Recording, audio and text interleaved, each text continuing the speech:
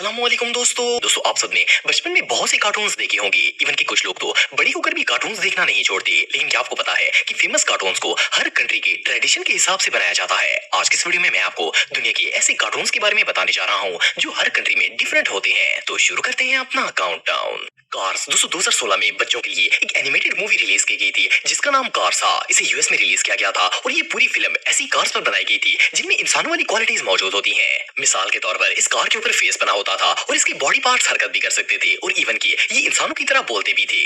जब ये film release हुई थी तो इनकी मैकक्वीन कार वाले टॉयज, बैग्स, लंच बॉक्स और इवन के कपड़े और शूज भी मार्केट में आना स्टार्ट हो गए थे। ये कार बच्चों में बहुत ज्यादा फेमस हो गई थी। लेकिन आपको जानकर हैरानगी होगी कि जब इस मूवी को दूसरी कंट्रीज में रिलीज किया गया था तो इसके मुख्तलिफ सीन्स में कार की शेप्स और इवन की इनके कलर भी चेंज थे। फॉर एग्जाम्पल अमेरिका में इन कार्स का कलर येलो था जबकि चाइना में रेड और स्पेन में ब्लू था। इस कलर चेंज की रीजन ये थी कि इन कंट्रीज में ये रंग ज्यादा फेमस है, इसलिए ऑडियंस को अट्रैक्ट करने के लिए इनके कलर्स चेंज कर दिए गए थे।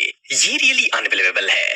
डोरेमोन दोस्तों आप में से शायद ही कोई ऐसा शख्स होगा जिसने डोरेमोन कार्टून्स ना देखे हों। ये ना सिर्फ पाकिस्तान बल्कि पूरी दुनिया में ही बहुत ही फेमस है। ये एक एनिमेटेड कार्टून सीरीज है जिन्हें 2005 में जापान के अंदर रिलीज किया गया था और ये कार्टून 50 से ज्यादा जबानों में ट्रांसलेट करके डिफरेंट कंट्रीज में चलाए जाते हैं। लेकिन क्या आप जानते हैं कि हर मुल्क में न सिर्फ इन कार्टून्स को अपनी लैंग्वेज में डब किया जाता है बल्कि इसके अलावा भी इनमें काफी सारे चेंजेस की जाती है। इसकी वजह यह है कि देखने वाले को ऐसा लगे कि ये हमारी ही कंट्री के कार्टून है। मिसाल के तौर पर डोरेमोन के जापानीज वर्जन में इसकी फैमिली चॉपस्टिक से खाना खाती है क्योंकि वहाँ का ट्रेडिशन है, जबकि अगर इसकी यूएस वर्जन की बात की जाए तो वहाँ पर स्पून्स का इस्तेमाल किया जाता है। इस तरह इन कार्टून्स में यूज होने वाली करेंसी भी दोनों ममालिक में चेंज है। लेकिन ज्यादातर ममालिक में इन कार्टून्स में जापानीज करेंसी ही दिखाई गई है क्योंकि ये कार्टून जापान के अंदर बनाए जाते हैं। बहरहाल जो भी हो, ये कार्टून रियली बहुत फेमस है। ज़ूटोपिया दोस्तों ज़ूटोपिया अमेरिका की बनाई गई एक फेमस एनिमेटेड फिल्म है। ये फिल्म एक्शन और कॉमेडी से भरी हुई थी। इसे पहली दफा 2016 में रिलीज किया गया था। लेकिन क्या आप जानते हैं कि ये दुनिया की एक ऐसी फिल्म है जिसे एक नहीं बल्कि अलग अलग नामों में रिलीज किया गया था। मिसाल के तौर पर अगर यूके की बात की जाए तो वहाँ ये मूवी ज़ूटोपिया की बजाय ज़ूट्रोपोलिस के नाम से रिलीज की गई थी। वेल इसकी कोई खास वजह तो नहीं थी, लेकिन वहाँ के ब्रॉडकास्टर्स को लगता था कि ये नाम ज्यादा फेमस होगा। इसके अलावा मूवी के एक सीन में ओरिजिनल एंकर को बारहसिंगा दिखाया गया था, जबकि डिफरेंट कंट्रीज में ये कैरेक्टर भी डिफरेंट एनिमल्स की शक्ल में था। जैसा कि चाइना के अंदर इसकी जगह पर पैंडा था और ऑस्ट्रेलिया में कोआला रखा गया था क्योंकि इन कंट्रीज में ये एनिमल ज्यादा फेमस है। इनसाइड आउट दोस्तों इनसाइड आउट एक एनिमेटेड फिल्म है जिसे 2015 में अमेरिका के अंदर रिलीज किया गया था। ये बच्चों में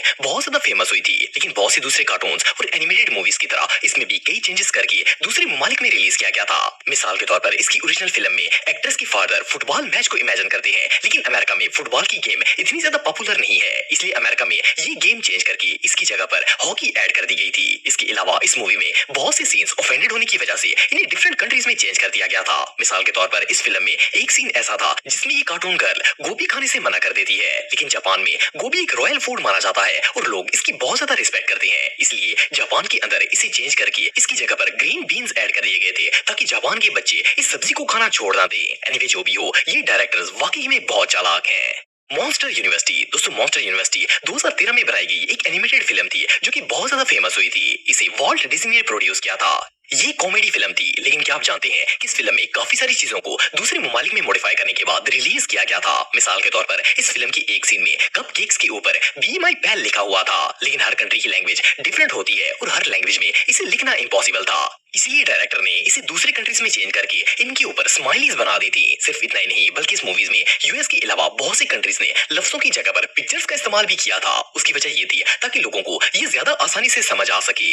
ये सच में कमाल है।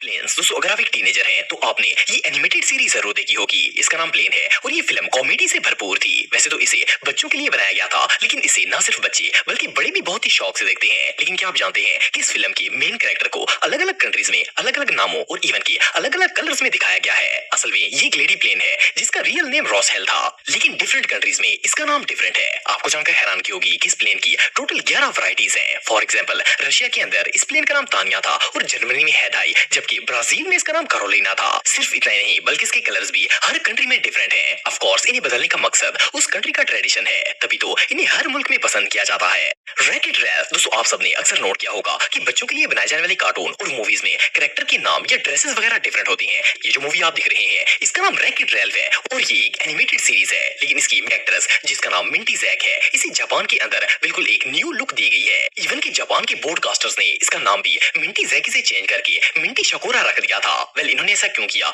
ये बात तो कोई नहीं जानता, हालांकि इसे चेंज करने की कोई खास रीजन भी नहीं थी। बहरहाल जो भी हो ये कार्टून्स रियली बहुत अजीब थे। मिकी माउस, दोस्तों मिकी माउस कार्टून तो आप सबने देखी ही होंगी। ये कार्टून इतने फेमस है कि बच्चा बच्चा इन्हें जानता है। ये दुनिया के सबसे फेमस कार्टून्स में से एक है। लेकिन आपको जानकर हैरानगी होगी कि बहुत से कार्टून्स की तरह ये कार्टून्स भी बहुत से ममालिक में चेंज करके दिखाए जाते हैं। जैसे कि इटली में ये कार्टून 1932 में ही डिफरेंट नेम से रिलीज हुए थे। इस कंट्री में इन कार्टून्स का नाम टोपोलिनो था और आज भी ये इसी नाम से चलाए जाते हैं। असल में इटली के एक कार्टून मेकर जिनका नाम मारियानो है, इन्होंने मिकी माउस कार्टून खुद ही बनाने स्टार्ट कर दिए थे। इसलिए इसने इनका नाम चेंज करके मिकी माउस की जगह टोपोलिनो रख दिया था। सिर्फ इतना ही नहीं बल्कि ये कार्टून मिकी माउस की तरह बहुत ज्यादा फेमस भी हुए थे। पोकेमोन, दोस्तों ये जो कार्टून आप दिख रहे हैं इन सबसे तो आप अच्छी तरह वाकिफ होंगे। इनका नाम पोकेमोन है और इन्हें पहली दफा 1997 में रिलीज किया गया था। ये कार्टून रिलीज होने से थोड़े ईयर से बाद फेमस होना स्टार्ट हो गए थे। फिर इन्हें और भी बहुत सी कंट्रीज में चलाया गया। इस बात में कोई शक नहीं है कि ये कार्टून काफी शौक से देखे जाते हैं और आज भी ये कई जगहों पर चलाए जाते हैं। लेकिन इन्हें बहुत से दूसरे ममालिक में चलाने से पहले इनमें बहुत सी तब्दीलियां की जाती हैं। मिसाल के तौर पर इन कार्टून में पोकेमोन को जो ट्रायंगल शेप की ऑर्गी दी जाती है इसे वो डोनट कहता है। हालांकि इसकी शेप बिल्कुल भी डोनट जैसी नहीं होती। आपको जानकर हैरानगी होगी कि ये असल में डोनट नहीं होता, बल्कि इसे डोनट इसलिए कहा जाता है ताकि बच्चे इसे अट्रैक्ट हो सकें, क्योंकि हर बच्चे को ही डोनट पसंद होता है। बहरहाल जो भी हो ये स्ट्रेटेजी वाकई में काम करती है।